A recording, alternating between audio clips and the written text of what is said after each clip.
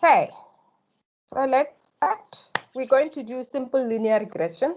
Those who are doing STA1501, this is what we call chapter 3 in your module. It's part of the measures of relationship. With 1510, 1610, they do it later. It's their study unit 11, which is called linear regression. So the first 30 minutes, I'm going to go and quick through the basic concepts, because then you also need to know this theory, not only the calculations, but also the theory. And then I'm going to show you how to use your calculator to calculate the linear regression, coefficient of correlation, and coefficient of determination. And then we'll do some exercises for the rest of the hour that is remaining. Okay, so when we talk about regression, we're talking about actually the relationship between two numerical values. So by the end of this session, you should be able to know how to use the regression analysis to predict a value of a dependent variable using your independent variable. Your dependent variable, which will be your y, which we need to predict, using the independent variable, which is your x. You should be able to know how to interpret the value of your slope and your intercept, B0 and B1. B0 is your intercept, B1 is your slope.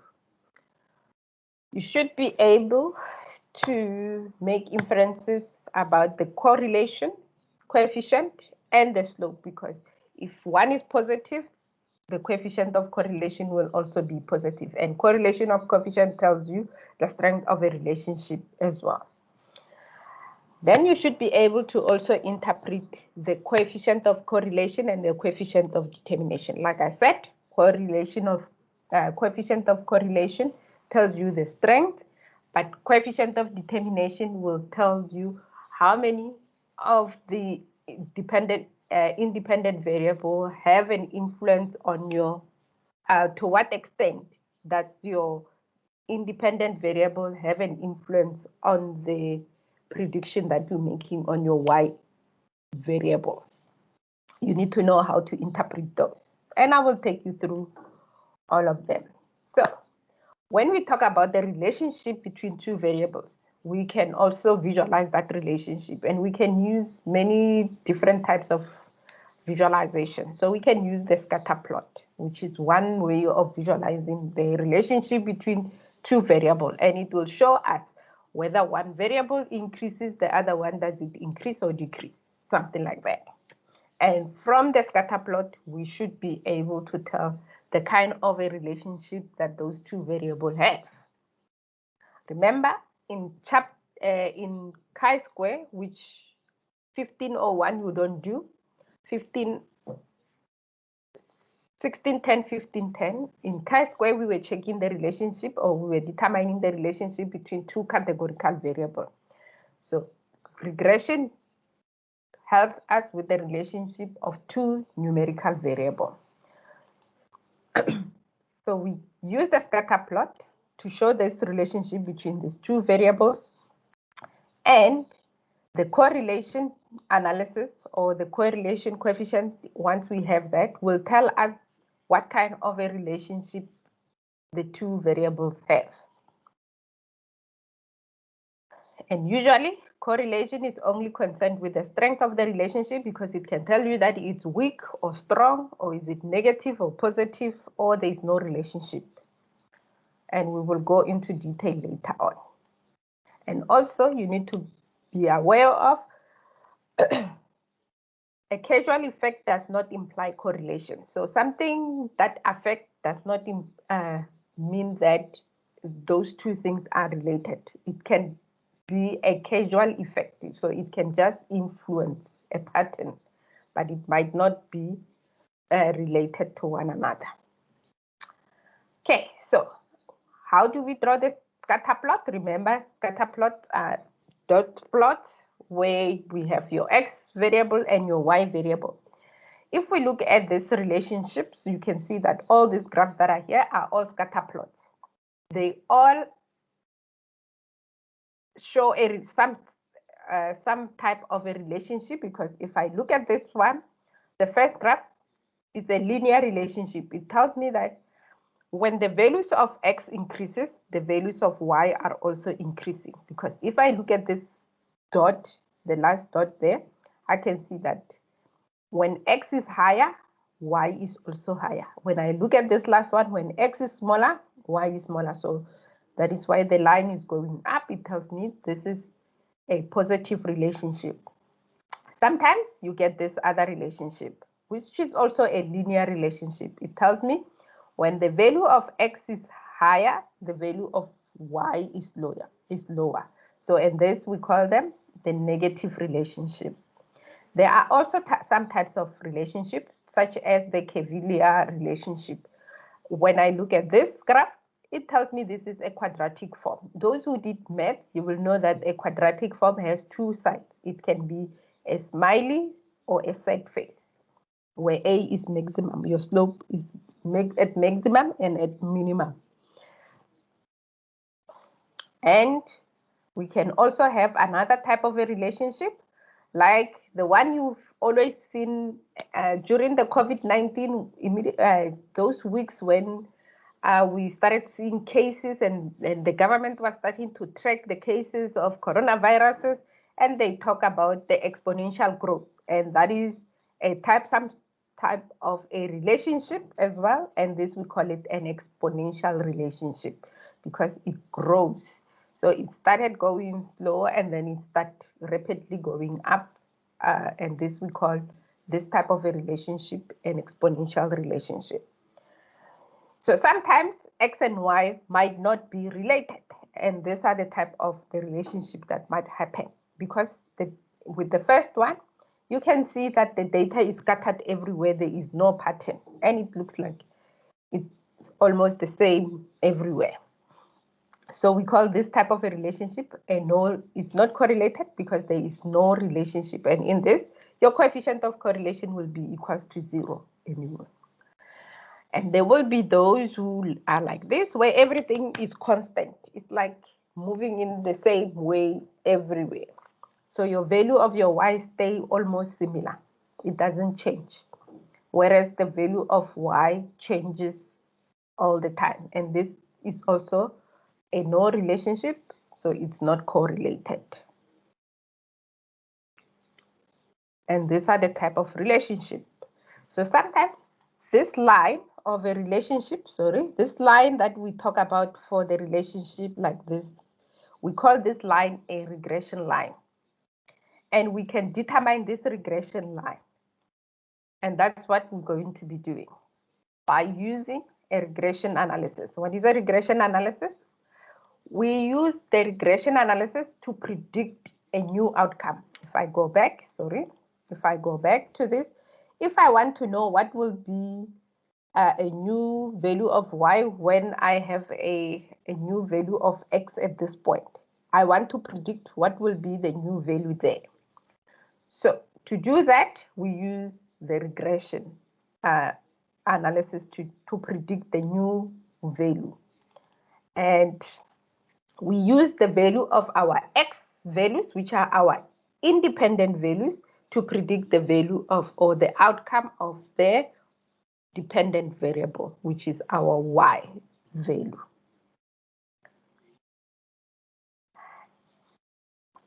And this sometimes is explained by the impact of changes, because at some point we're going to look at what the slope tells us, because when the values of x changes, what will happen to the values of y? And that is what the slope will tell us.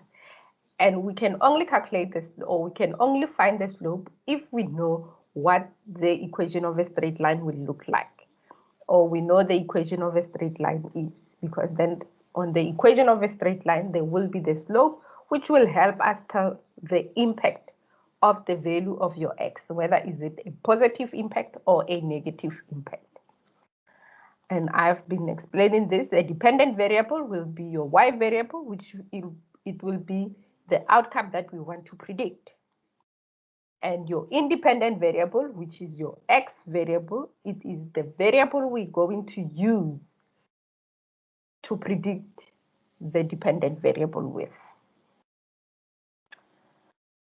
So I've spoken about the regression line. How does this regression line look like? Those who did math is the same as y is equals to mx plus c.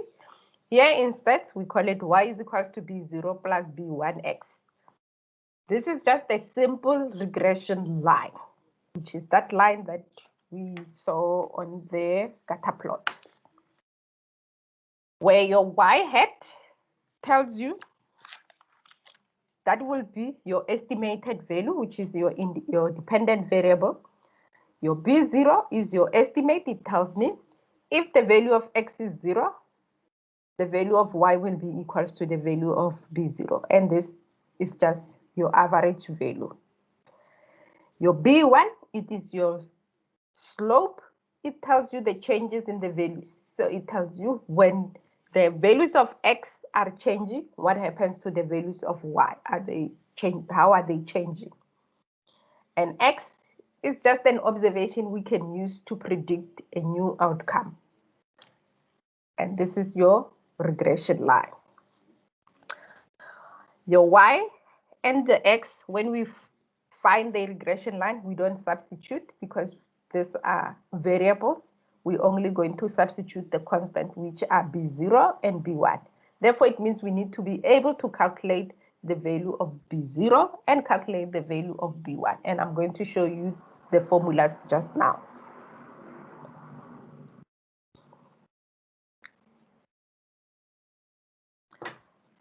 Okay, so how do we then interpret these values? I'm not going to go into the calculations as yet, so we're still doing theory for now.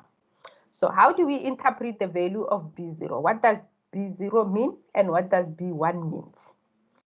And B0 is the estimated average of Y when the value of X is equal to 0. So therefore it means if I go and substitute the value, if I substitute the value of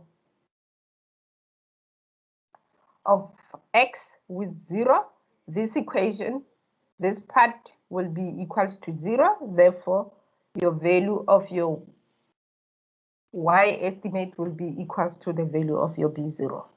That is why it will be the average. And the value of your B1, it tells you the change in average of the values of Y as a result of 1 unit change in the value of X. Okay, so let's look at an example. If we given the data, which looks like this, these are your houses and their selling price. So the size of the house in square feet and the selling price in thousands. We can take this data and put it in a scatter plot, and on a scatter plot it will look like this, which will tell us the relationship between the size and the price. If I look at 245, it corresponds to 1,400. So 1,400 square feet will be somewhere here, and 245, it will be this block. This will be the first one. 312 and 1,600. 1,600 might be somewhere here, and 312 might be that one.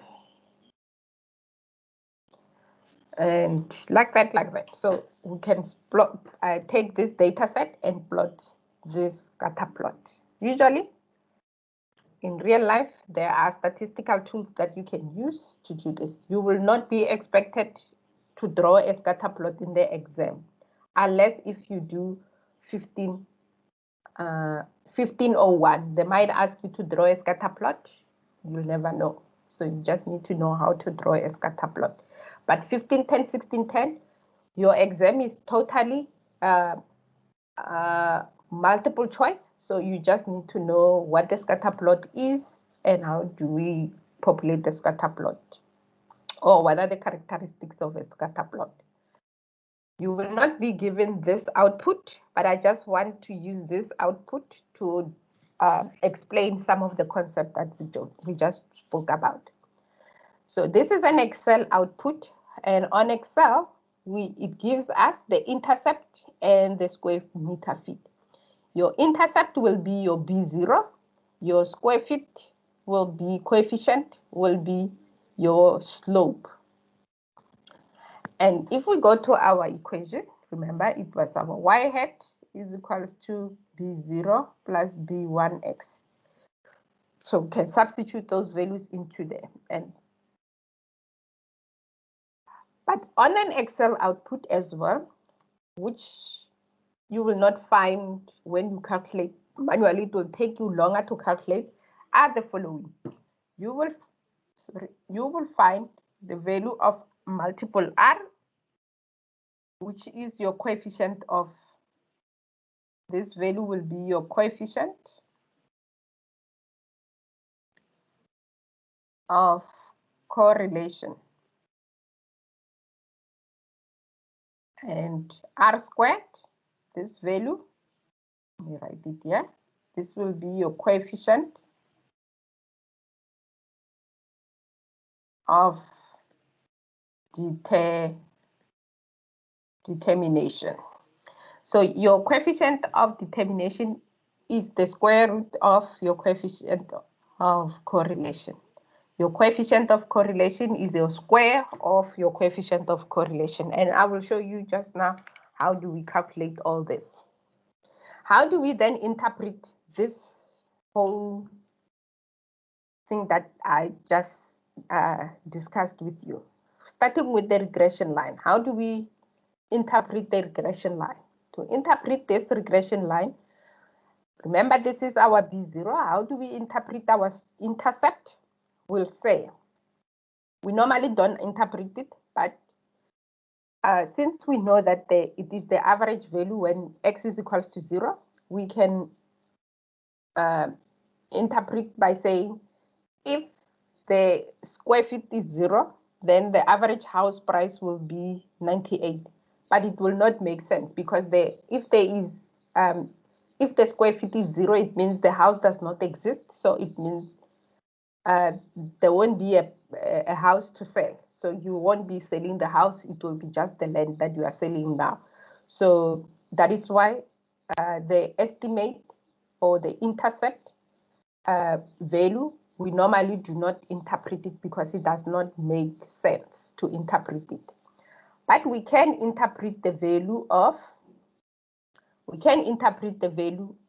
your slope, because remember, the slope is the change in the value of y as influenced by a 1 unit increase in the value of x. Remember that.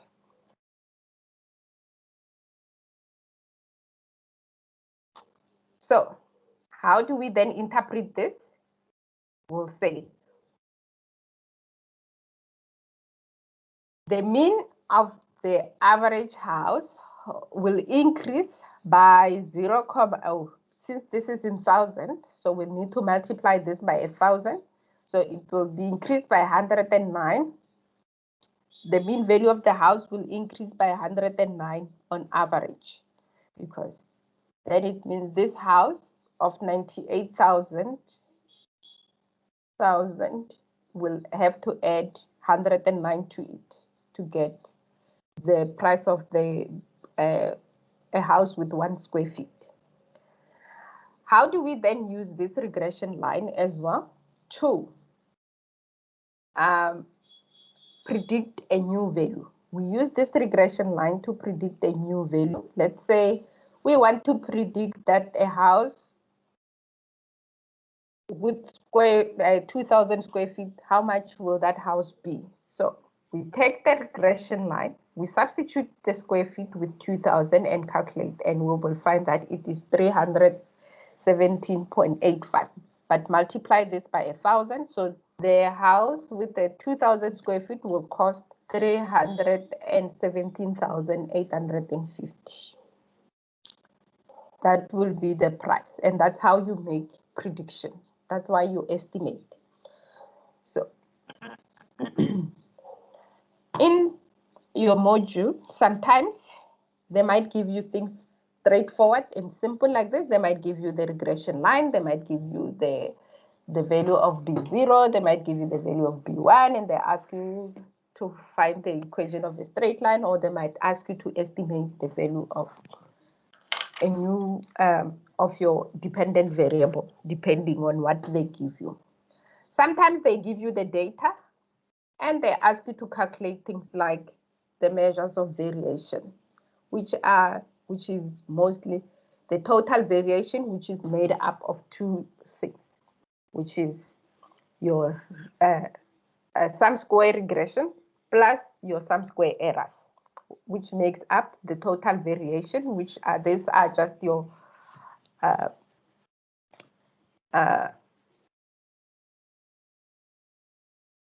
this will just be the variation that you will find, or let's say, for example, the sum square regression line gives you the errors of your regression model.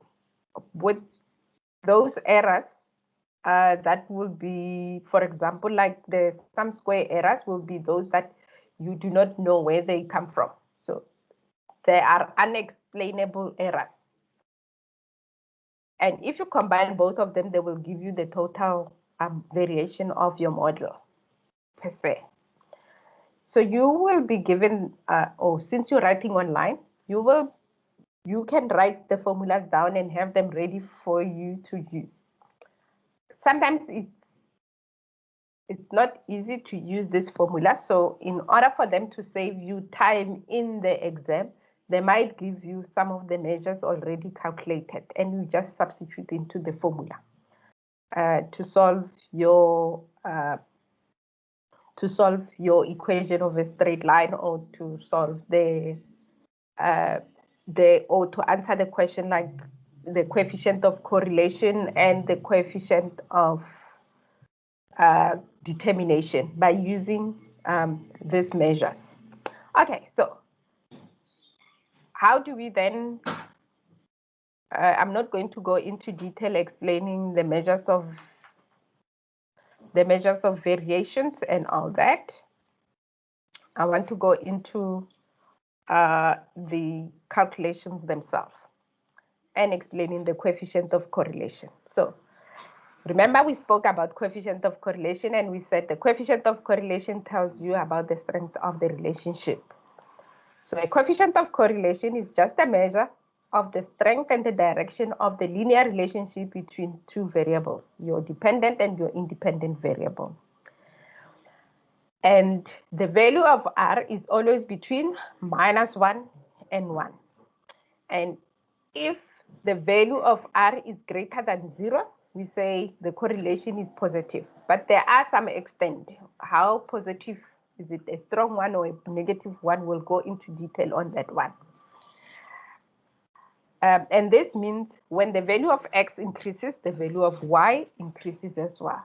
And if your correlation is less than 0, then we say the correlation is negative. Also, the strength will come in because this just tells you the direction, whether it's negative or positive. But the strength, whether it's strong or weak or moderate, then we will look at the value of your correlation. So when it's negative, it means when the value of X increases, the value of Y decreases. Let's unpack the coefficient of correlation in terms of a numerical value. So if your coefficient of correlation is almost close to -1, we say this is a perfect negative relationship. If it's between -1 and 0.6, we say it is a strong negative correlation. If it's between 0.6 and 0.35 or 0.3, we say it is a moderate relationship. If it's between 0 and -3, we say it is a weak negative relationship.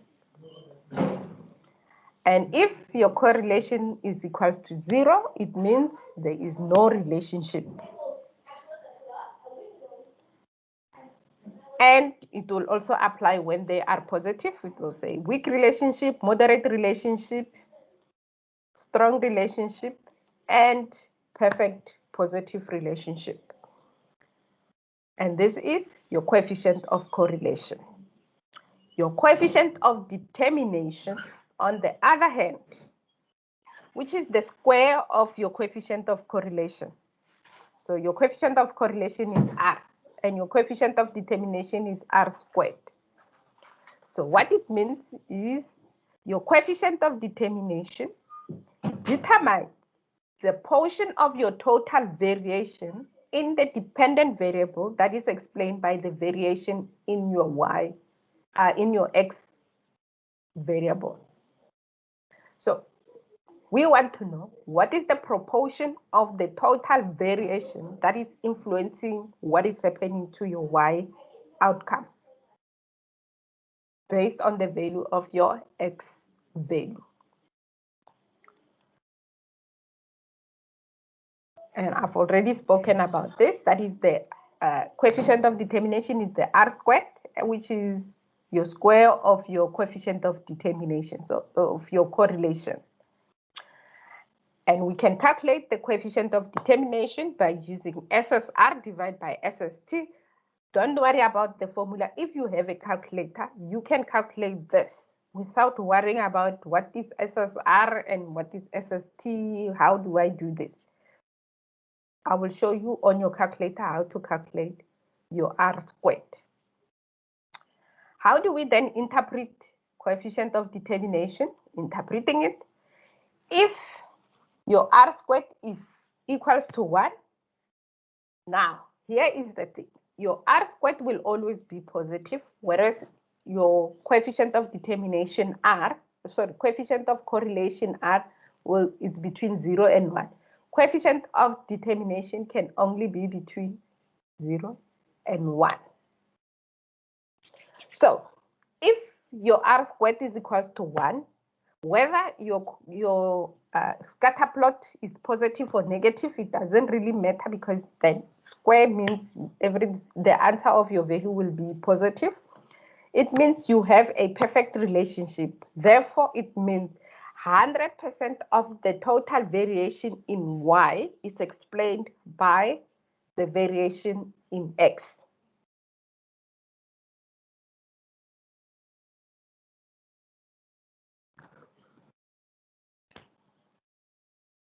If your R squared is between 0 and 1, then it means this will be a weaker relationship, and therefore it means some but not all of your variation in Y is explained by the variation in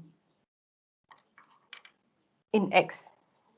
So let's say our R is equals to 0.58. This will say 58%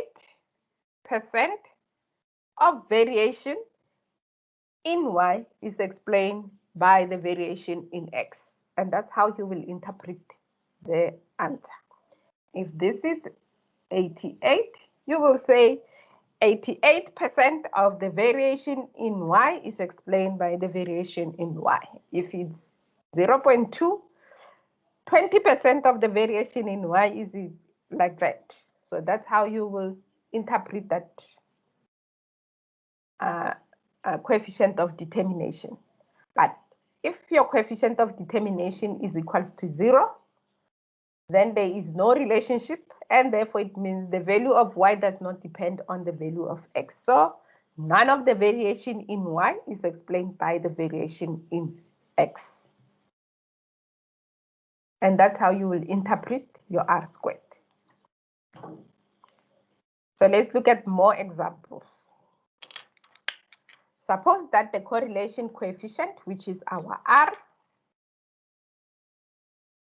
between a person's salary and his or her education attainment is equals to 0.6395. And the question is, determine your coefficient of determination. So all what we do is we take this and we press the x squared, and we will get the answer as r is equals to 0.40. Interpreting the answer, not the answer, but the coefficient of correlation, which is 0.63, we say this is a positive, is a moderate positive relation. Actually, it's between 1 and 0.6. So this is a moderate relationship. And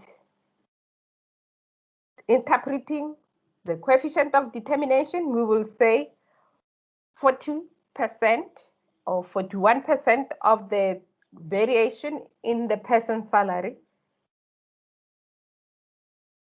can be explained by the variation, or can be explained by the education attainment of that person.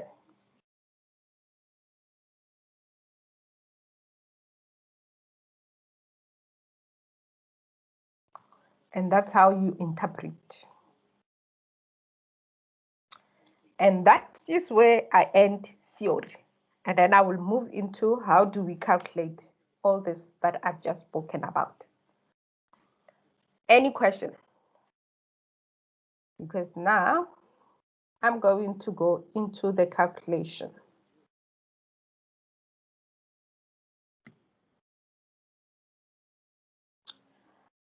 While I'm still opening my calculator, can you unmute and tell me what kind of calculators do you have?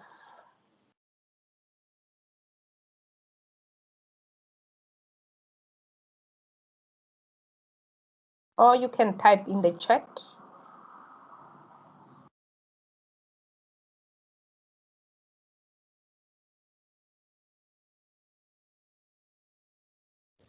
I have a Sharp financial calculator. Okay, you have a financial calculator, it's fine.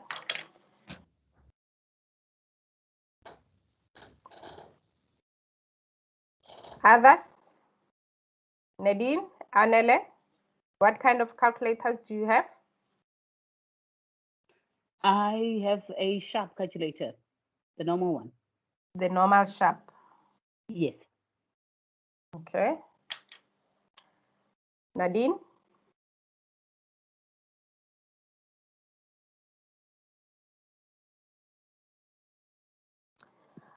And okay, so since Nadine is not answering me, I have online a Casio calculator. I don't have a Sharp calculator online. I do have the one online, but it doesn't look exactly the same as the ones you need help with.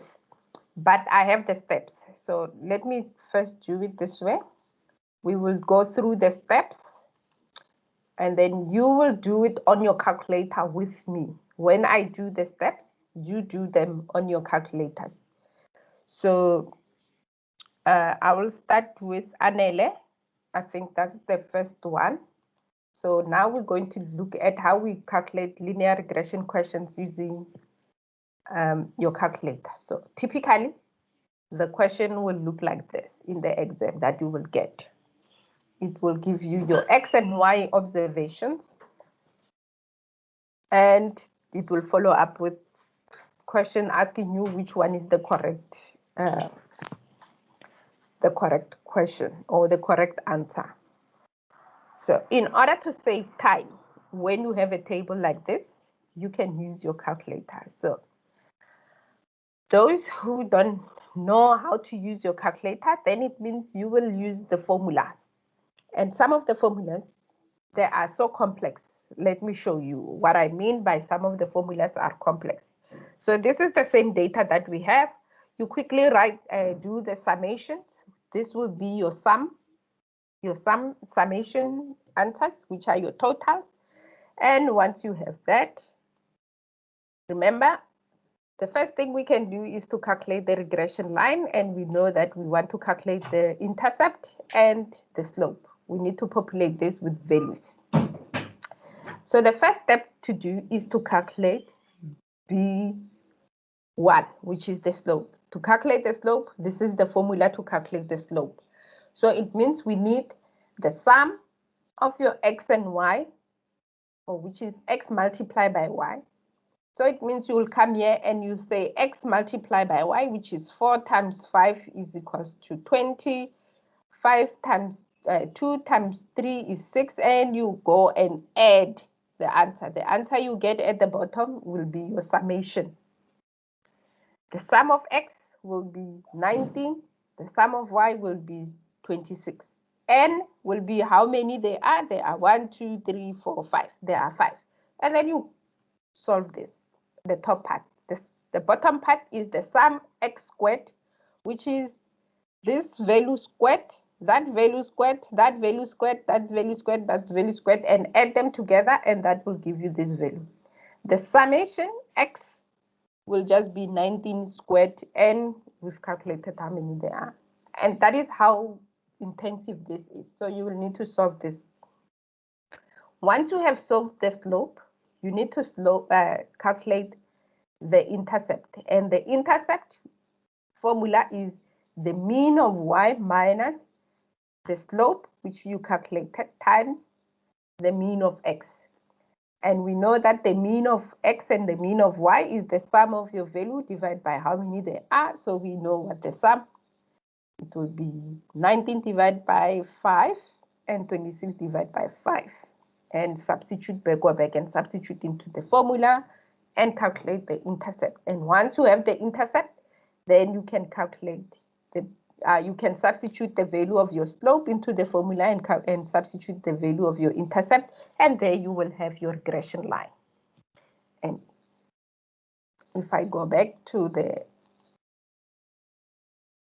therefore it means you will, for doing all those things, you would have answered question number 2, question number 3, question number 4. You wouldn't have answered question number 1, but you can answer it based on the value you see here, because it will tell you whether is it negative or positive, whether it's also that is the same answer that needed to be there, or is this the same answer that needed to be there. So you should be able to answer those 3. We are not answering this yet because we don't know the answers.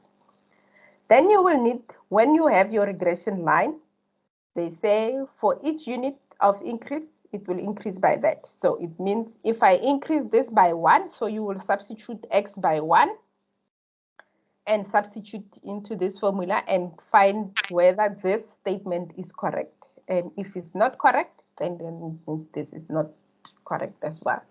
So then you would have answered this question. But sometimes they will ask you a question to say, calculate this slope. So what do you do? So, sorry, sometimes they will say calculate the coefficient of correlation and coefficient of determination. They might give you as options. So you need to calculate those. So to answer this question, what I did was to also include all the things that I just spoke about now. Sorry, delayed. Your x squared summation will be 81, which you will substitute the summation of x squared there, and so forth. So to calculate the coefficient of correlation, this is the formula. So it's almost like you will be using almost the same measures, the same sum measures that we used there. And now we add the sum of your y squared and the sum of y. So you will now calculate your sum squared, sum y squared, which is 144, and substitute into the formula to calculate the coefficient of correlation. All this easy to use on or calculate on your easy to do on your calculator. Okay, and once you have your coefficient of correlation, remember we said the coefficient of determination, we can calculate it by using SSR divided by SST, or we can use this formula. You don't have to worry about that, because if you calculated coefficient of correlation, you just press the x squared. From there, press the x squared, it will give you your coefficient of determination. You don't have to worry about that. And also on your calculator, one function on the calculator calculates R. It calculates R, which is your coefficient of correlation. You just press the x squared button and you will get your coefficient of determination. Okay, so enough with this manual calculation. Let's go into our calculators. So since I don't have manual online now, a calculator. So Anele, you said you're using a sharp calculator. Is it something like this? Yes, Miss Boy, it's exactly like that. Thank you. Exactly. Thank you very much. So it means on your calculator, I'm going to start right at the bottom here. I am on the presentation at the bottom. You see the orange button. You press that button if you want to press any button that has the orange value on top. So at the moment, I think if you look on your multiply, you will see an X, or if you look at the division, I am not sure which one is which on this calculator. So somewhere there should be an X, a Y that looks like this. Do you see that? Somewhere on the multiplication or division, or even on the open or close bracket, do you see something that looks like this? It's written in orange.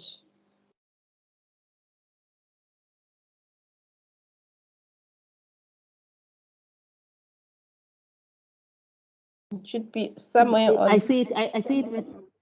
I see it. It's on. Now I think it's number 5. Is it on number 5? Yeah. Are you sure? It looks like this Y with the head, with not Y with a bar, not something like this. I'm not talking about this.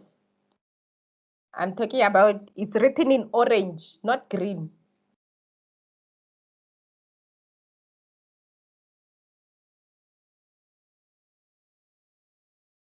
Should be orange. It's Y with a copy. Maybe I put the. It's on the X, Miss Boy. It's on the X. It's on the multiplication. Okay. Yes. So this is where we're going to use, if we ask questions to estimate a new value. If they give us a new value and they say estimate, if they say estimate the value of, if X is 8, we're going to use this Y hat. So, but I will come back to it. The other thing I want you to look at is the green buttons.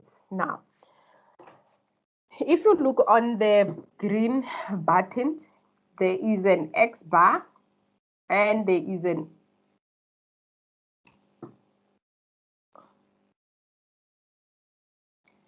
an X bar, and there should be it's on button number 4, I think.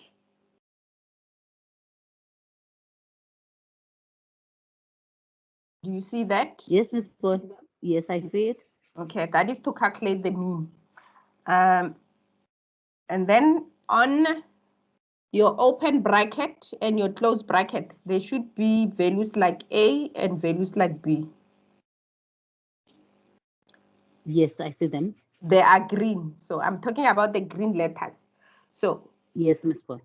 In that instance, then it means on your equation of a straight line, which we know that our equation of a straight line is y is equals to b0 plus b1x. On your one, it will be y is equals to a plus bx. So it means when I ask you to calculate the slope, which is b1, this will be the slope. You need to write this down. When I say the slope, you know that it's b1. On your calculator, you will press alpha and press the close bracket. You will say alpha and then you will press the close bracket. That is for the slope. When I say calculate the intercept,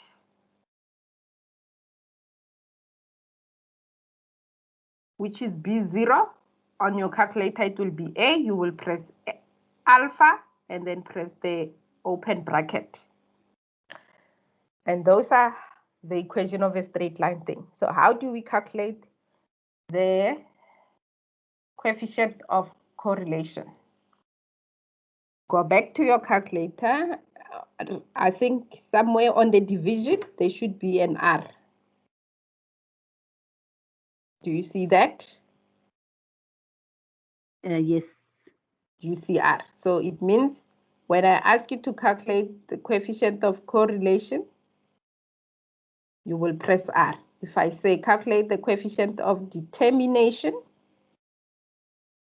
you will press the X squared. Oh, sorry. You will press the X squared button.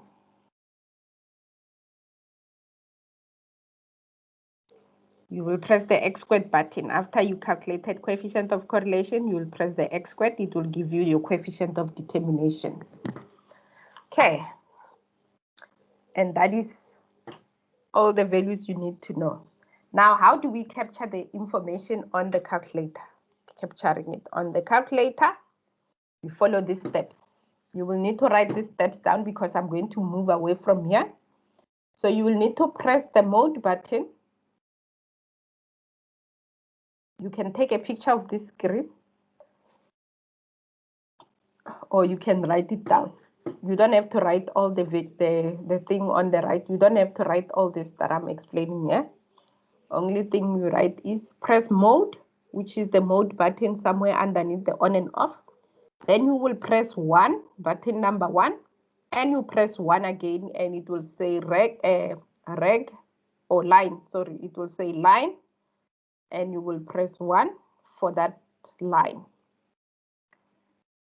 On your calculator, it will show line, and you will press 1, and it will say on your calculator there will be stat 1 visible. Now you are ready to capture all this information. To capture this information, I forgot to tell you. So at the bottom on your calculator, before the white thingy, just right there on your calculator, you have an STO and M+. We're going to use those two buttons to capture the data. So you're going to press 4. So we're going to start with 4, and you press STO, and then press 5, and then press M+.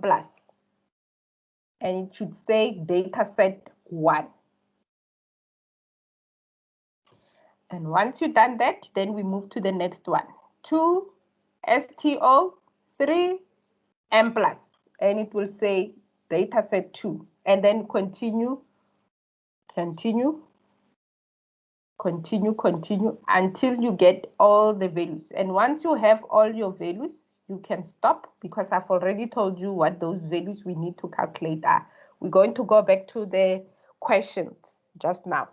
So once you have captured all the values, make sure that you've written that table down as well. Once you have written that, or you don't even have to, because when I move to the next calculator, you will still have this information.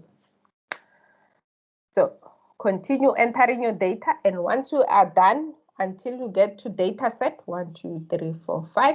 When you get to data set 5, you stop, you press on and off your calculator. You are done. You wait for me. Okay, so that is for Anele. For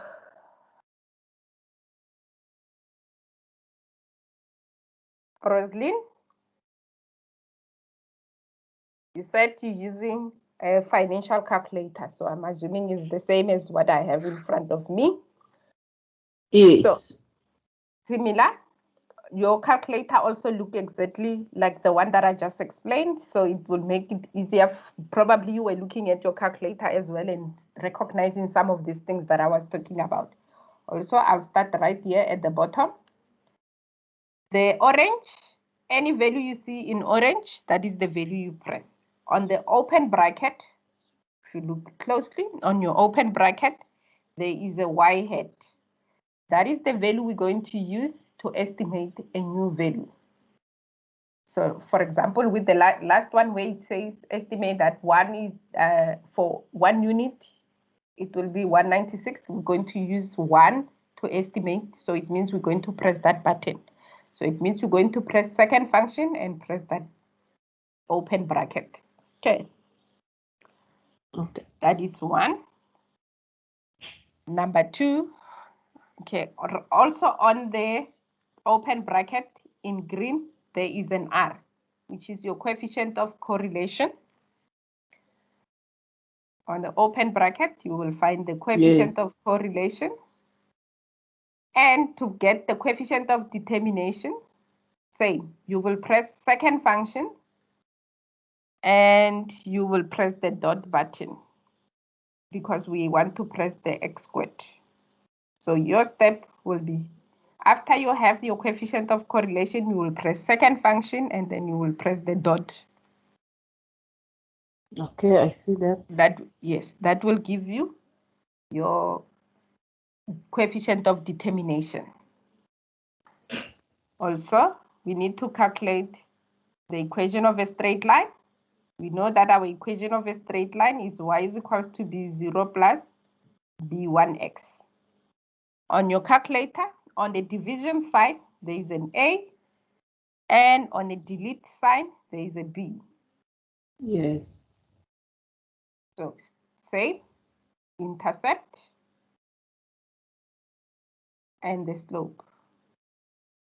So our B and our A, you need to know that when you press A, you are pressing intercept. When you press B, you are pressing the slope. And those are the things that you need. Now, capturing your data almost look exactly the same as the steps that I just did previously. You will go and press the mode button. So your mode button is somewhere there. So you will press the mode button and then you will press the stat, press 1 for stat mode and also press 1 for line. Your calculator will show line. And then now you are ready to capture the information. To do the same, you will press 4. And on your calculator, there are 2 buttons here. On top of the division and the delete is the X and Y and the ENT button. So we'll say 4, and then we press the X and Y, and then press 5, and then press the ENT. And it will say data set 1. Okay, press 4, the X, Y. And 5. 5, ENT. Yes. And then it will say data set 1. Okay, got it. And you continue to XY 3 ENT. And you will continue with the whole data set. Don't worry if I move away from here. I'm going to run through the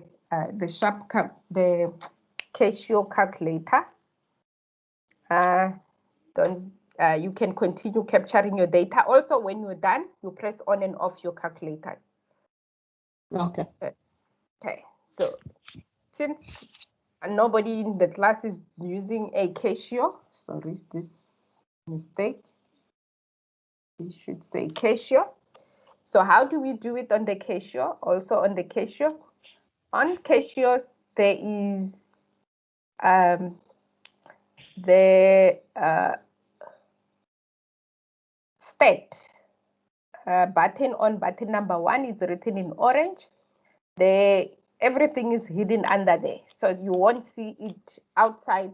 So all the values that I was explaining to the sharp calculators and the financial calculators, on your calculator, you don't see them. They are not visible, but we can reach them by getting to the stat mode.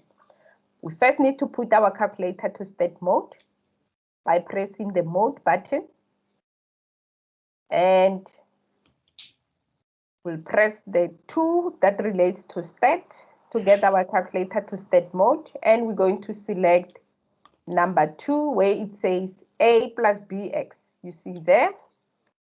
where it says A plus BX, which is 2. We press 2 on our calculator, and now we will be ready to capture the value that we have.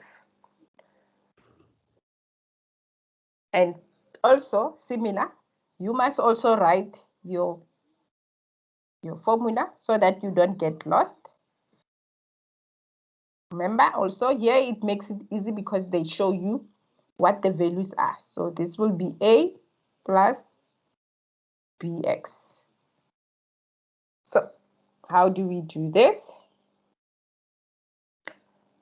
Once you press the 2 button, then this screen will show up.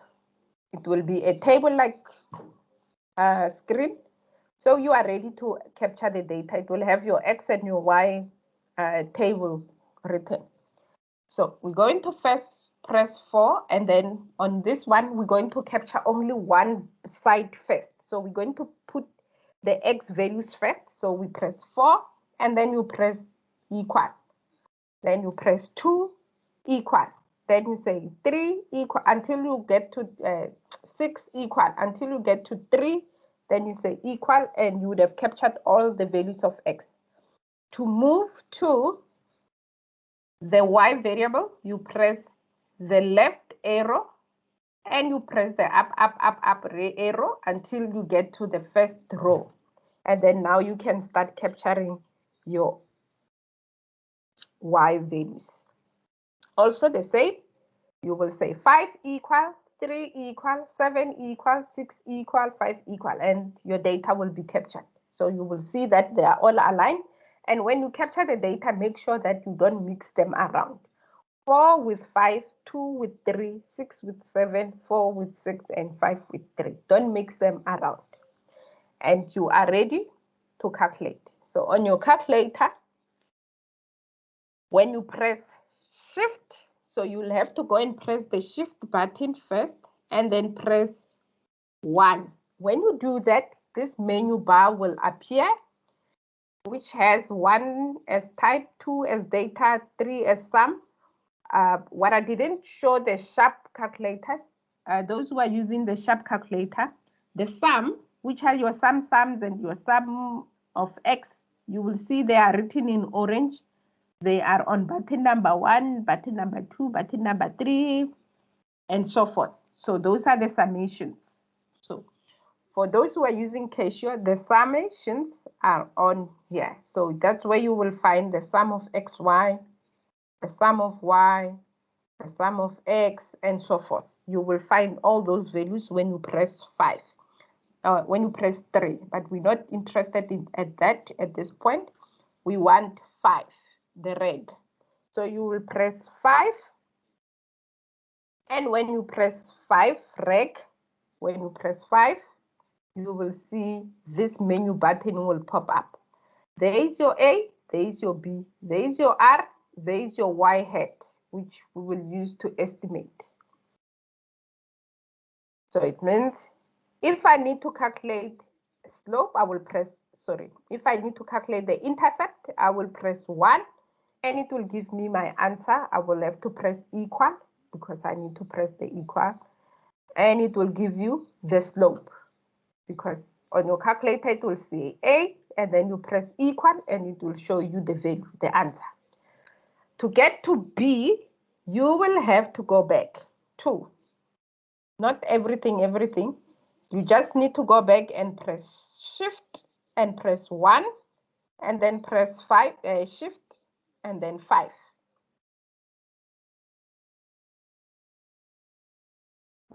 You don't press Shift. Why am I having Shift? You press 5, and you will press the slope and press equal, and then go back and do the R squared, the R. So when you do R, which is your coefficient of correlation, and they're looking for the coefficient of determination, you will press 3 for R equal, and it will give you the coefficient of correlation, and then you will go and press the X squared, and it will give you the coefficient of determination. And that's on how you do this. Okay, so now let's go back to our question. We are ready to answer the exercise. So we are ready to answer this question.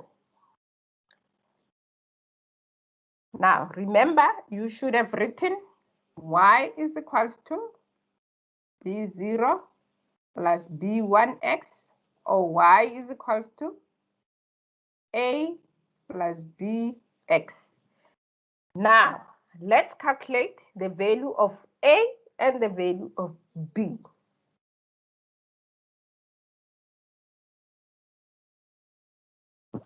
So calculating the value of a, remember your calculators, we need to press alpha. Those who are using the sharp calculator, you will press alpha and then you will press the value of a. What do you see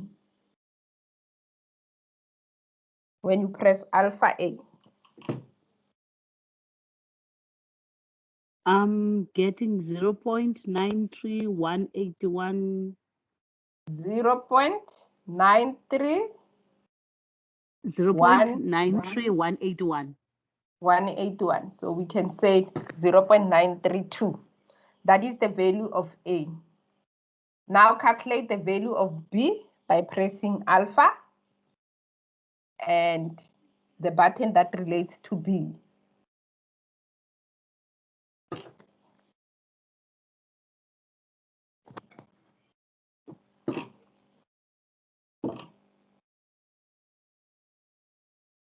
I'm getting 1.65909 and a lot of other numbers. 0. 1 point? It's 1.65 plus 909. 1.65 909. 909. Yeah, we leave it Yes. at 3 decimal. And now you can go and answer the question. So let's see. We are looking for the correct answer. That's what we are looking for. Number one, it says the relationship between x and y will be linear and it's negative. So how do I check that? You can check it by using the slope, because the slope and the coefficient of correlation tells you the relationship. Remember that? Whether it's negative or positive, the value of your slope will be negative or positive. So if you don't know whether are they related, you can also calculate R by pressing alpha and go press the value that relates to R. And the answer you see there, if it's positive, then this will be incorrect. What value do you get? It should be positive because the slope is positive.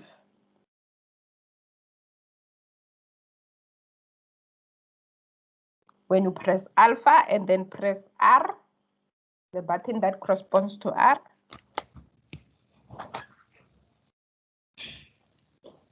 .86. yes. 82 something. Yeah, it's positive, right? So therefore this is wrong because it says x and y are negative. So that will be incorrect. Now, going back to the equation, remember this is the intercept and this is the slope. Going back to the question, it says the intercept is equals to that. Is that true? Yes. That is the intercept. And it says the slope is equals to this.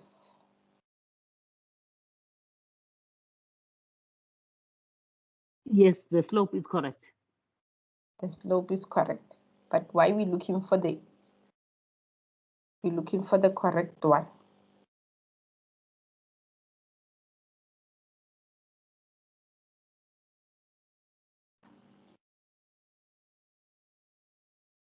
Sorry, the intercept is 1.65. So you guys, you first calculated B1. Yes. What is the answer for B? For B0.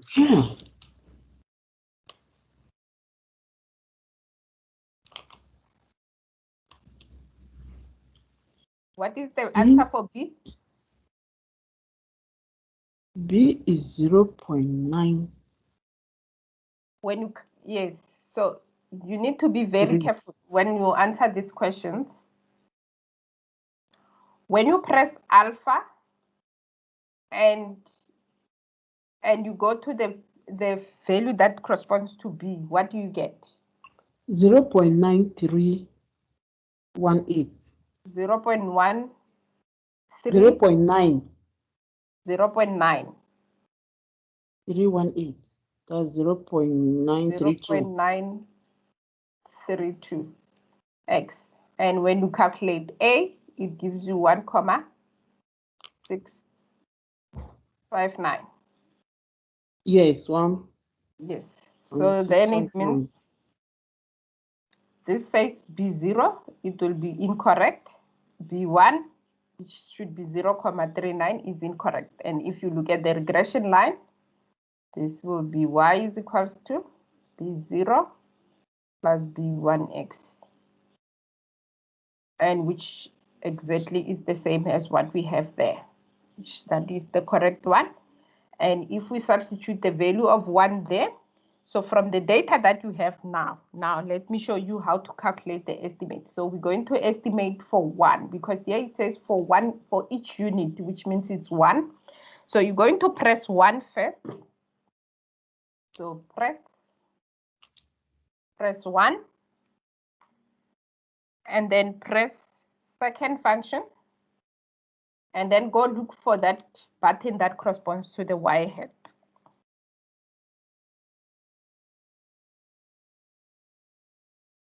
And then press equal. So you will press 1, second function, Y hat. Do you get the answer as 1,659? Your answer should be 1,2, some number. What do you get?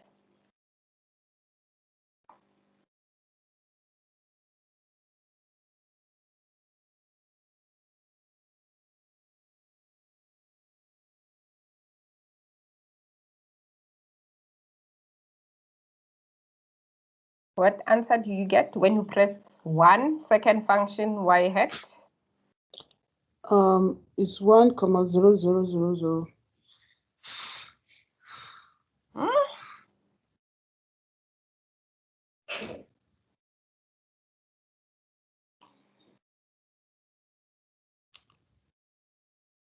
Second function.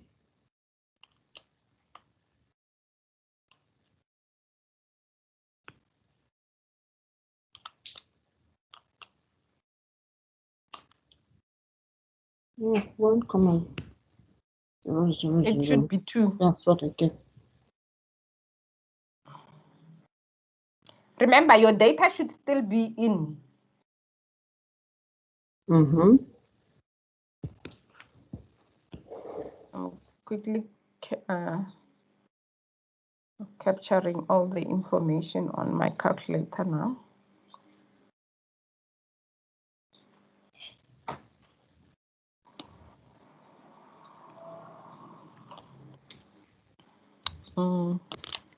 Second function.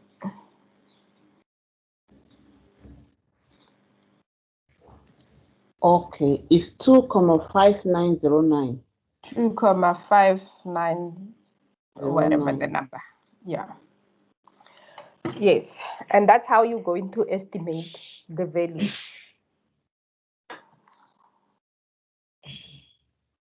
Okay, so let's look at one more example or exercise.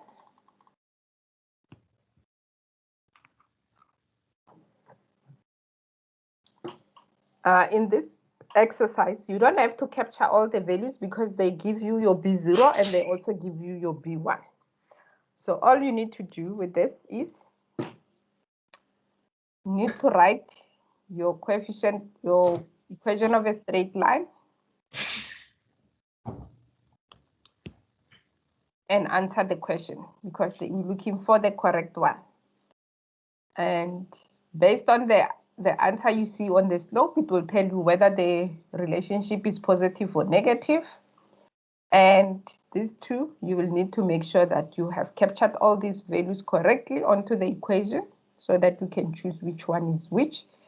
And these two at the bottom, they are estimations. So it means after you have found your equation of a straight line, you're just going to have to substitute the value of x to calculate which one is correct.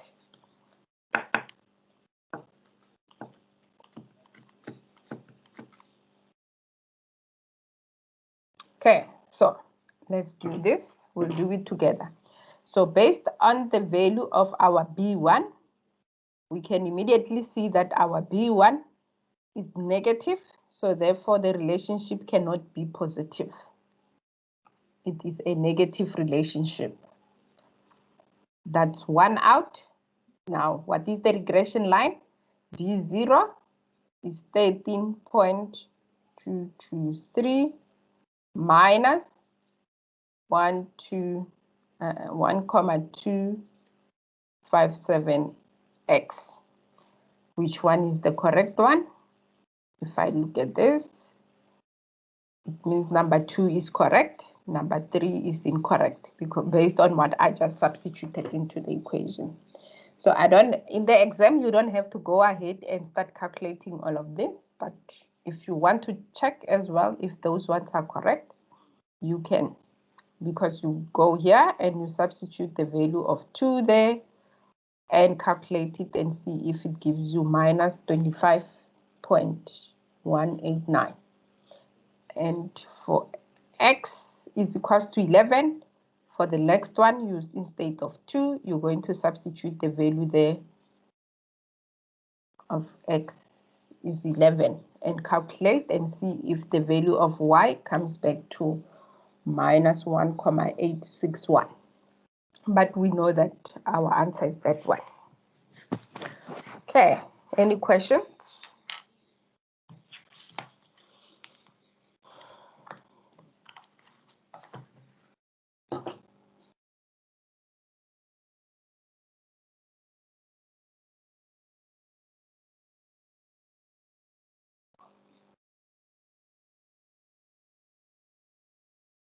I'm fine, Miss Boy. You can continue unless Rosalind has something to say.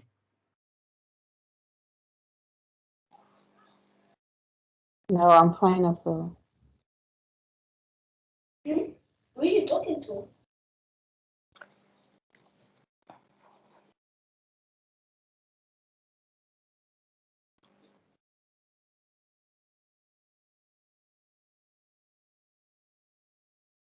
Sorry about that. Something happened.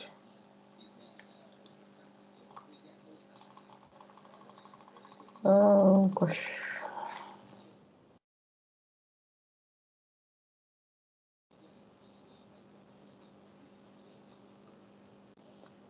Sorry.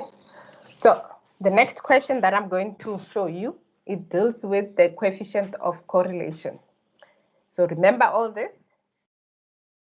-1, perfect relationship. Whether it's positive or +1 or -1, it will be a perfect relationship. Between 1 and 0.6, negative or positive, it will be a strong relationship. Between 0.6 and 0.3, it will be moderate relationship. Between 0 and 0.3 will be a weak relationship. And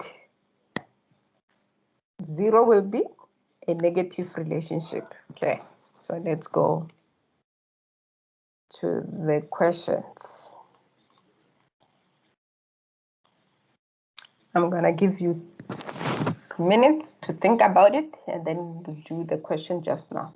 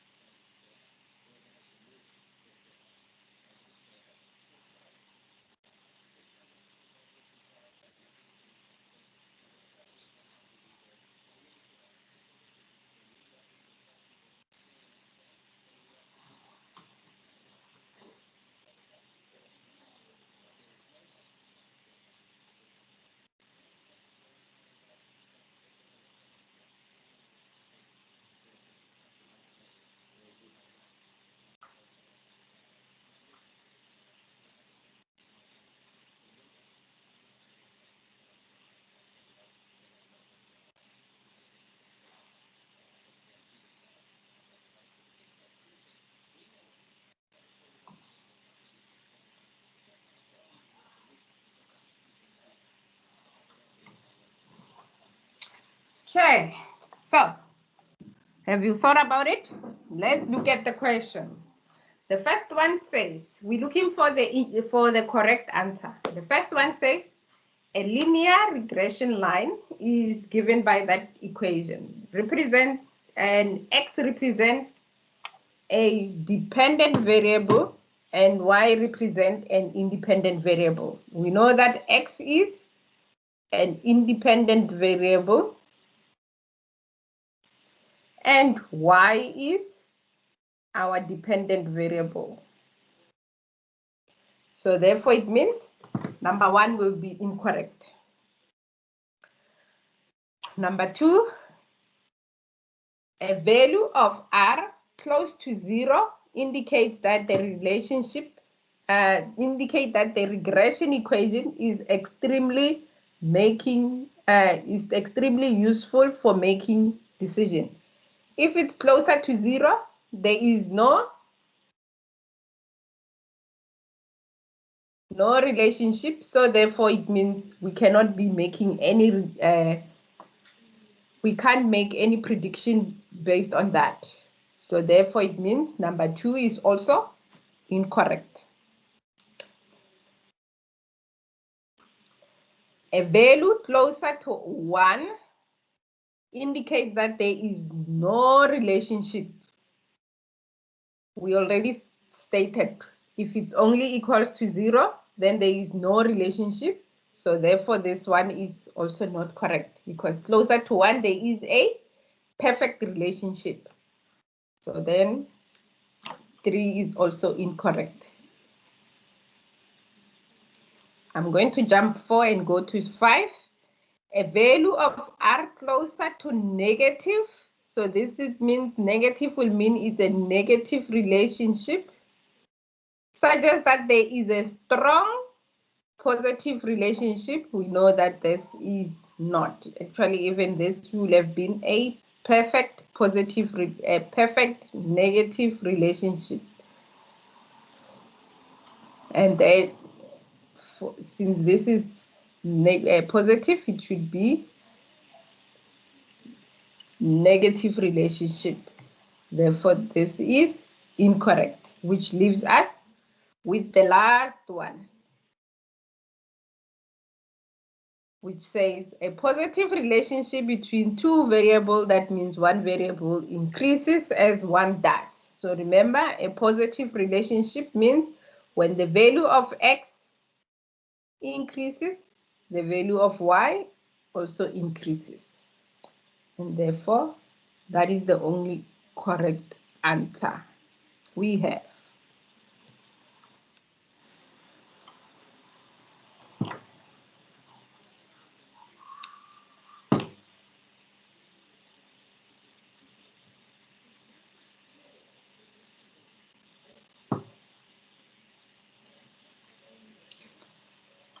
So here is another question. So now on this question, they give you the values that you might need to answer some of the questions. So if I'm you, because using the formulas, sometimes it also takes forever.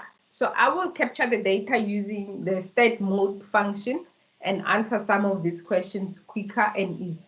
But sometimes you don't have to, because looking at what the question is asking you to do, you can just look at it quickly and answer the question. So this is mainly for those who are doing 1501.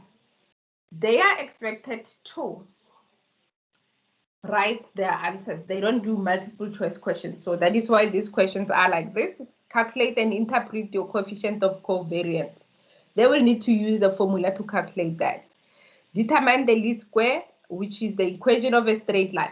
So when it comes to this, because you're writing an exam, you can say, you write the formula and say using the state mode function, and you say what the value of your B0 is, what your value of your B1 is, and therefore your Y is equals to B0 plus B1X using the actual values will be equals to this, because you will be writing the answers out. So your lecturer will know that You didn't use any formula, you used your calculator and you got this. They can also give you marks for it. Otherwise, you can use the formulas, but it will take you forever to do some of these calculations. So I can use a formula to calculate the covariance because I'm given some of the values here, which makes it easy to substitute into the formula. Interpret the slope. You interpret the slope as we have interpreted it the last time. So you will look at what the answer of your slope is. If it's negative, you will say 1 unit increase in the value of x has a direct impact on a negative. It has a decrease. There is a decrease in the value of y. If it's positive, we'll say there is an increase in the value of your we're using price and sale. So in the values in your price, you will interpret it in that way. And then here they say, find the demand if the price is 5,000. So what you will do, so actually we're estimating. So this means that will be your y. So your y will be your sales. So what you will do here, you will say your x is a price. So this will become your x. So you will take your 5,000 and substitute it into the formula and calculate your new demand price. And you will show the steps and you will get marks. I think this will be 2 marks. I think this is 4 marks and this is 10 marks or something like that. Calculate the coefficient of coefficient and interpret it. You will calculate it. You can use the calculator and say, using the calculator, R is equals to, and you write the value of your R. And therefore, it means, because you need to interpret it, it means that if it's positive, there is a negative relationship, and depending, remember using that scale, if it's between 1 and 60, you will say there is a strong relationship. If it's weak, you will say it's weak. Whether it's negative or positive, you have to interpret it in that manner. And this is for those who are doing only, let me do with this, only STA1501. Okay. Your next exercise, which will then take us through to the end of the session. So in this one, they're asking you to calculate the coefficient of determination and the coefficient of correlation. Now, this question, they have given you the coefficient of correlation. You don't have to use your calculator to go in and start calculating anything.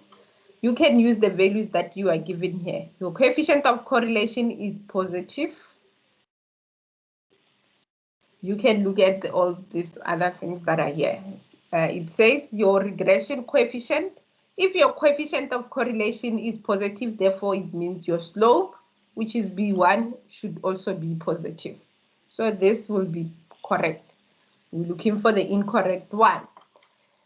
The next one is saying, what will be the coefficient of determination? You know that this is the coefficient of correlation. You're going to press x squared.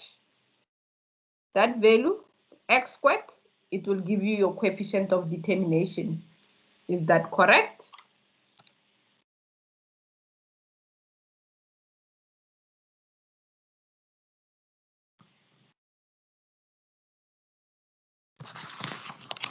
Is that answer correct? No. No.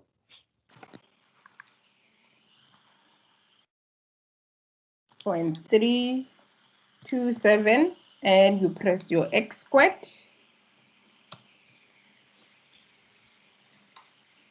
And when you press x squared, the answer will be equal to 0.1029. Therefore, this is the incorrect answer. So you can stop right there or you can continue. Because if that is the answer, then this would have been correct because it says we calculated the coefficient of determination and, oh, sorry, it's me. I didn't write it right. This is 69, which is equivalent to 10.70. which then will tell me that 10.7 of the variation in Y is explained by the variation in X. The number 2 was asking you to calculate the mean. We know that that is the sum of Y divided by N. We know the sum of Y is 35.3 divided by how many there are? 1, 2, 3, 4, 8. 5, 6, 7.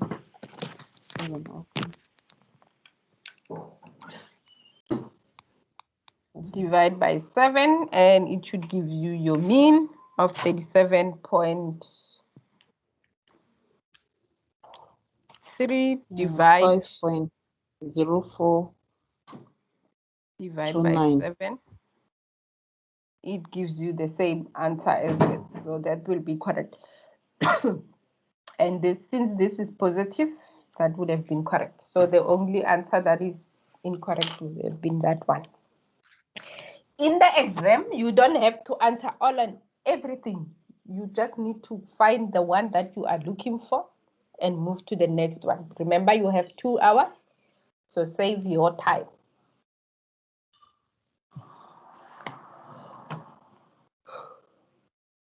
Okay, so this is also for the 1502. I don't think anybody here is in 1502, and I'm going to collect the quiz right here, right now.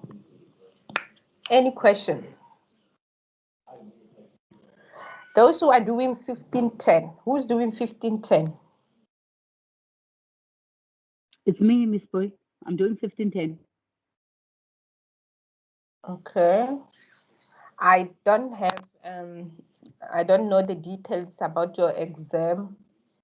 And Ananda, you doing? 1510. I'm doing 1510.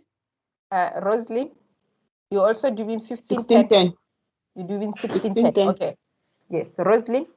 On my UNISA, your lecture has posted the study unit 11, né? Because you were not assessed on study unit 11. So you need to go through those. There are about 5 assessments. You can go through them and work through them.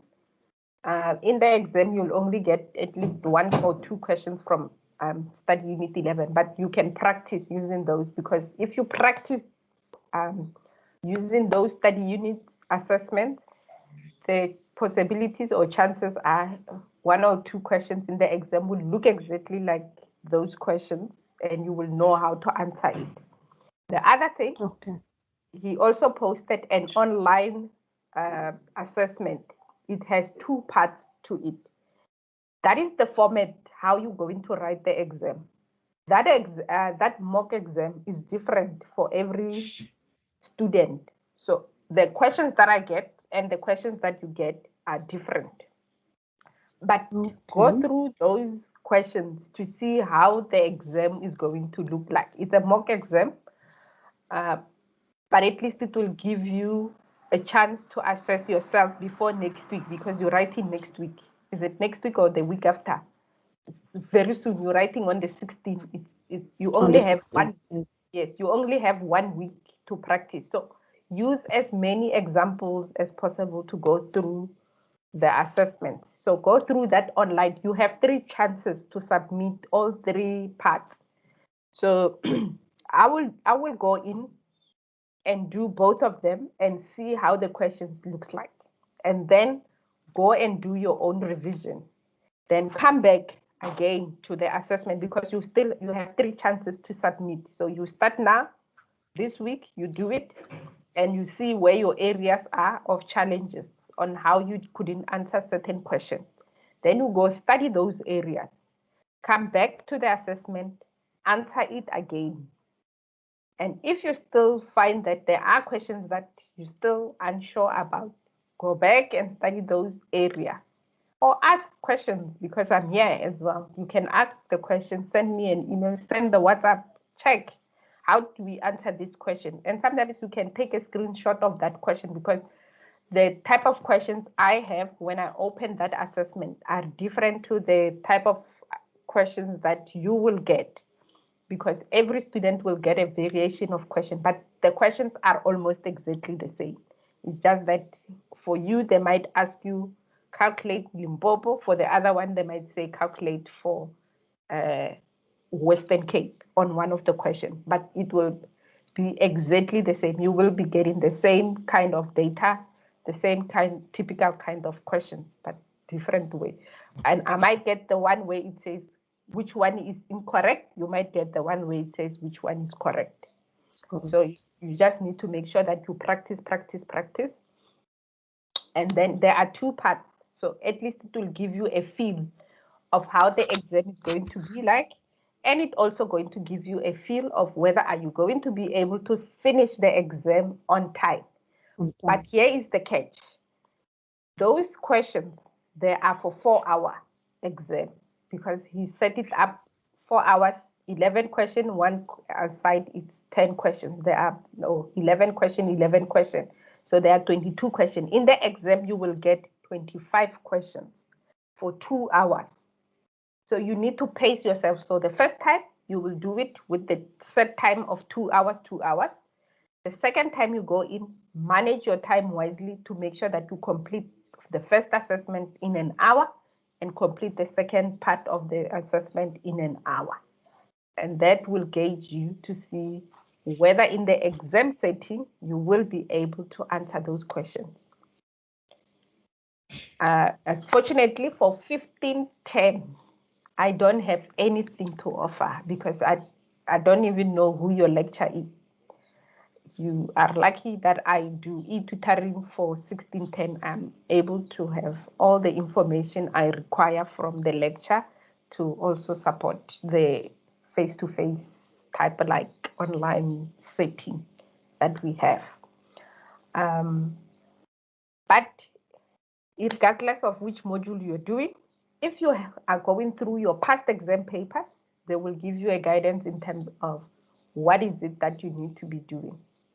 Number one, you need to make sure that before you go write the exam, at least go through 1 or 2 past exam paper to gauge yourself, to see your understanding. And don't wait until the 13th or the 15th 2 days before you go write the exam. Start now, because the possibilities are you would have forgotten what you have learned from study unit 1 or chapter 1. So start practicing now and going through your past exam paper as a revision and use that to guide you in terms of what you're still not sure of and what you still don't know. Don't go and start studying from the study unit study guide. No. Use the past exam papers as your revision method. Go through that. If you don't know anything, go back to the study unit, find out, go back to the notes, come back, make notes on the exam paper, find out how to answer this. If you're still struggling, ask. You have the WhatsApp group, ask. How do we answer this question? Take a screenshot of it, post it there. Say, I've tried to answer it this way, but I'm not getting the answer. Where do I go wrong? Should be able to assist you in how to answer those questions. Other than that, I don't know what else. Please don't wait until the 13th to ask me a lot of questions, because then the 13th, my online students are writing on the 16th as well. So I will be inducted with emails from everybody. Pace yourself. Make time to do your steps. I know that you are writing other exams, but try to find time somewhere to also fit in your modules as well, your other modules that you are not writing, so that you don't forget and wait until it is too late. Other than that, the videos are uploaded. You can go through them at any point in time. And if you go through them on my UNISA, I am sure you will access them for free. Your data will still be safe. You're not going to use a lot of data. You're only going to use data when you go in onto my UNISA. Other than that, everything will be free for you to watch. Instead of you going to YouTube or stream to look for videos, you can use the recorded ones that are on my UNISA. Other than that, thank you guys for coming through, and I wish you all the best. Miss Boy, can I just ask something? How do you log into the WhatsApp group? Because I'm not on any of the WhatsApp groups. Was it posted somewhere at the link, or how do you get in there? Sure. When did you start attending these classes? I started, I think it was 3 months, 2 months ago. Which Just module after are you the doing? second 1510.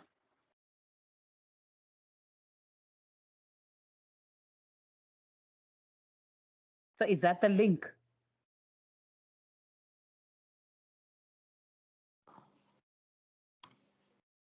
Miss Boy? Mm-hmm. Is that the link now? What you showed me, is that the link for WhatsApp? Yes, I just send it there for you as well. Okay. Thank you very much. If I want to ask you something on the side, can I ask you? Because there's one question that I'm struggling with, that is on my module 1510, but it's one of the assignment questions, assignment number 2, it's question 5. But is now the right time, or can I ask you later? No, now is the right time. I think you have 15 minutes. Okay, We finished early, so we still have time. So you can ask. I can ask you. Okay. I'm just gonna read it out for you, so that you can understand what I'm talking about. Can I? Okay. It says here, it's assignment 2, question number 5. Bright and Shine Electrical specializes in electrical bulbs. The production manager estimates that there is a 15% chance that a bulb will leave the production line with a defect. Wait. Okay. Just hold. Okay. Just hold there. Okay. Are you going to type it? I am going to write what you are saying so I can. Okay. Okay. So you can continue. Start from the estimate. That's the beginning. Okay. No, it's fine. Okay. It's a company, Bright and Shine Electrical, specializes in electrical bulbs, right? The production manager estimates that there is a 15% that a bulb will leave the production line with a defect.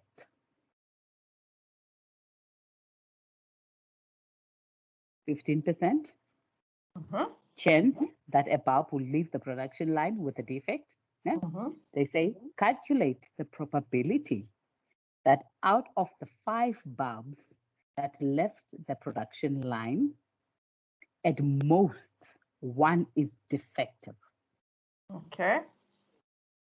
At most 5 is defective. And is 5. 1. Sorry, no. At most 1 is defective. Sorry. 1 is defective. I've already wrote it down for you there. This is your. Thank you very much. This is your typical binomial distribution table. Binomial distribution question. So they give you the probability of success, which is 15%. They give you your n, they give you your and they give you your x, and they say at most, and we know that at most it's less than or equal. So what they are asking you to calculate is to calculate the probability that x is equals to 0 plus the probability that x is equals to 1. You can use the formula. The probability of x is equals to probability of success to the power x times 1 minus, forgot to add, the combination, which is n factorial n minus x factorial x factorial, which is that combination. I like to use the shortcut one because you can find that combination on your calculator. Times the probability of success to the power x times 1 minus the probability of success n minus x. That's all what they're asking you to do if you want to use the formula. So it means If you're going to use the formula, you will use calculate, where x will be 0, x will be 0, so therefore this one will be, your n is 5, NCR, and this will be 0 times the probability of success there is 0.15 to the power of x is 0 times 1 minus the probability of success, which is 0.15 to the power 5 minus 0. And you solve this. So on your calculator, you should have the NCR. Since you are using a sharp calculator, you must look for NCR. So you will press 5, you will press second function and press the button that corresponds to NCR, which is 5, second function NCR 0 equals, and that is equals to 1, and 0.15 to the power of 0.15 to the power of 0 is equals to 1, and 1 minus 0.15 is equals to 0.85 to the power of 5, which is the same as 0.85 times 0.85 times 0.85 5 times. So if I can 5 the power on this, okay, second function DEPR 5 equals, and this gives me 0.4437. And this is 1 times 1 times, and this becomes, and the answer that I'm looking for here will be 0.4437 plus. Then you do the same for the next one, which is this one. You substitute. This will be equals to 1. That will be equals to 1. And this will be equals to 1. And we can calculate this, which will be 5, second function NCR 1 equals 5. So the answer here will be 5 times 0.15 times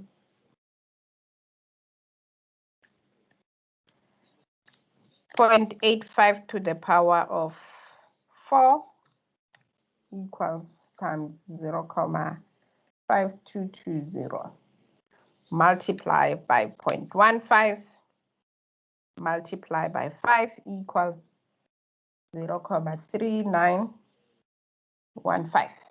So we just substitute into the formula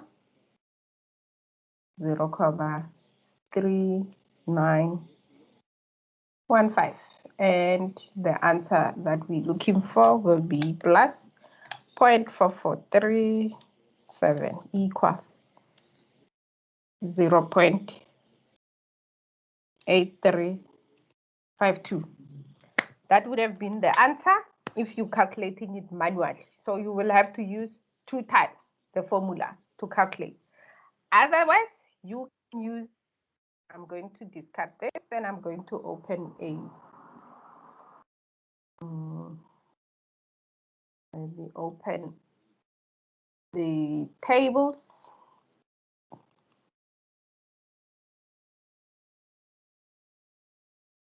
I'm gonna stop sharing.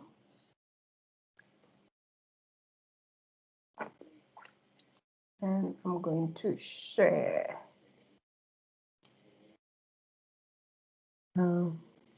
Let's actually share my screen so that I can have and see if I calculated right, because also we need to make sure that,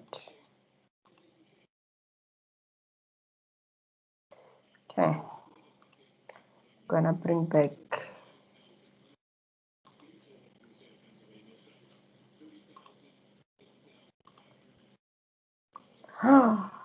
so everything I typed, it's gone.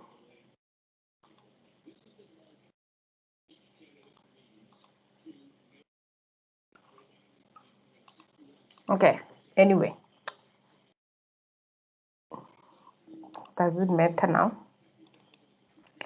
So we're talking about binomial distribution.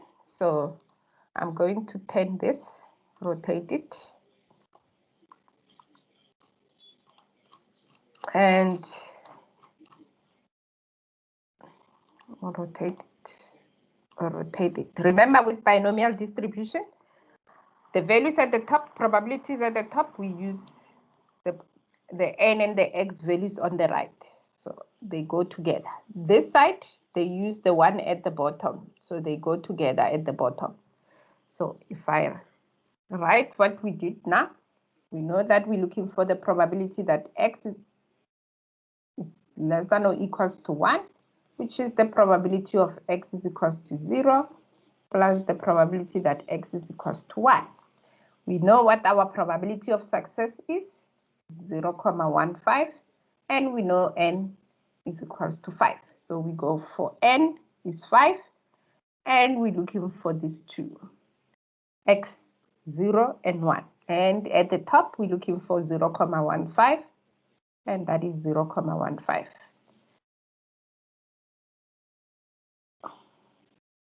X is equals to 0.4437 plus x is equals to 0.3915.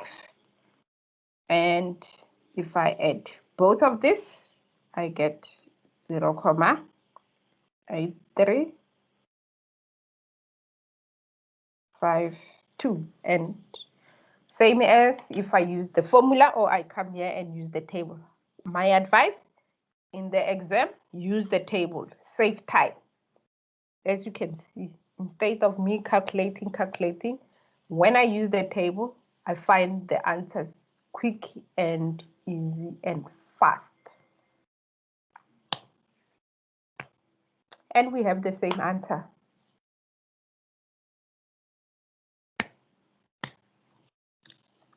Thanks, Miss Boy. It's clear as daylight. You know, I worked through this for days and I could not find it, but I thank you. It makes sense now. No problem. No worries. And we have 4 minutes. Anyone? Any take?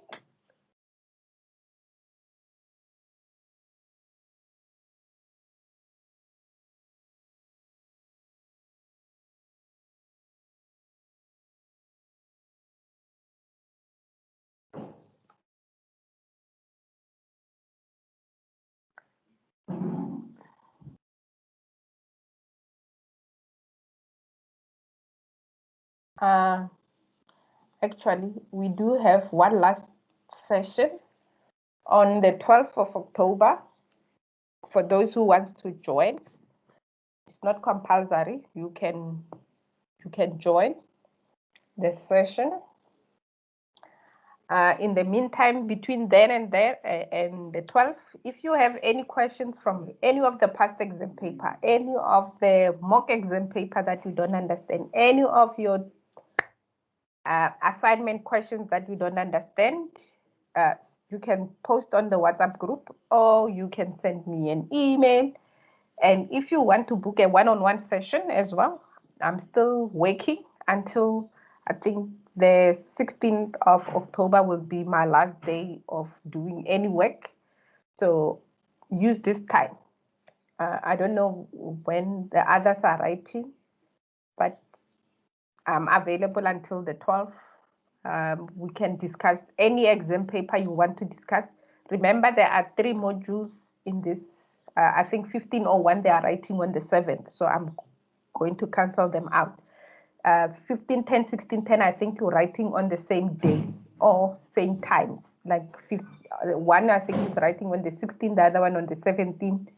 So we are going to come together. Let's discuss only the questions that you were not able to answer in the from one of the exam paper, or any concept that you still want us to go through. Let's say you're struggling with hypothesis testing. I will open as many past exam papers and we'll go through those past exam papers. We have 2 hours to do anything you want on that day as part of your exam preparation. So we're not going to go through a set exam paper because I've got 2 modules two distinct modules that write in two different exams. So I cannot choose one over the other. So we're just going to combine. We're going to work through topics. So if you say you're struggling with hypothesis, we are just going to use find questions from both exam papers, past exam papers, and find questions on hypothesis and go through them together. Other than that, I will see you on the 12th if you are available. If not, I will be online. You can come through and have a discussion. Thank you, guys. Enjoy the rest of the evening. I have an appointment now. I need to log into another meeting at 7. Thank you. Thank you. Bye. Thank See you on the 12th. Bye. Bye. And those Bye. who are doing 1501, good luck if you are part of this session.